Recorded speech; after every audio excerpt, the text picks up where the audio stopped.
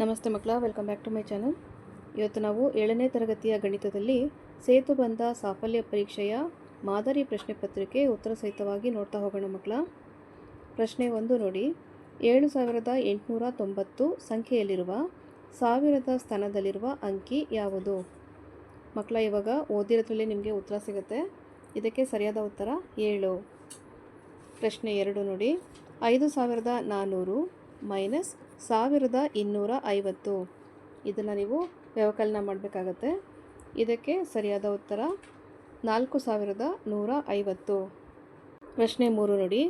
Sita 12 pencil ಖರೀದಿಸಿದಳು. ಪ್ರತಿಯೊಂದು pencil ಬೆಲೆ ₹5.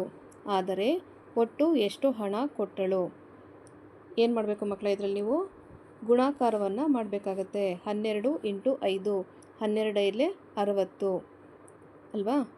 ಇದರ ಸರಿಯಾದ ಉತ್ತರ 60. ಪ್ರಶ್ನೆ 4. 1 ಮೀಟರ್ನಲ್ಲಿ ಎಷ್ಟು ಸೆಂಟಿಮೀಟರ್ಗಳು ಇರುತ್ತದೆ?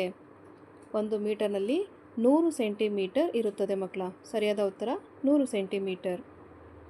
ಪ್ರಶ್ನೆ 5.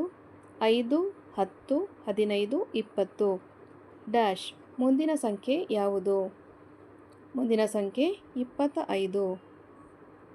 ಪ್ರಶ್ನೆ 6. ಸಂಖ್ಯಾ ರೇಖೆಯಲ್ಲಿರುವ 0ಗಿಂತ ಚಿಕ್ಕ ಸಂಖ್ಯೆ ಯಾವುದು? ಇದಕ್ಕೆ ಸರಿಯಾದ ಉತ್ತರ -1. ಪ್ರಶ್ನೆ 7. ವೃತ್ತವನ್ನು ಬಿಡಿಸಲು ಯಾವ ಉಪಕರಣವನ್ನು ಬಳಸುತ್ತಾರೆ? ಯಾವುದು ಯೂಸ್ ಮಾಡ್ತೀರಾ ಮಕ್ಕಳ? ಸರಿಯಾದ ಉತ್ತರ ಕಾಂಪಸ್. ಪ್ರಶ್ನೆ 8. 3/6 ಇದನ್ನು ಸರಳ ರೂಪದಲ್ಲಿ ಬರೆಯಿರಿ.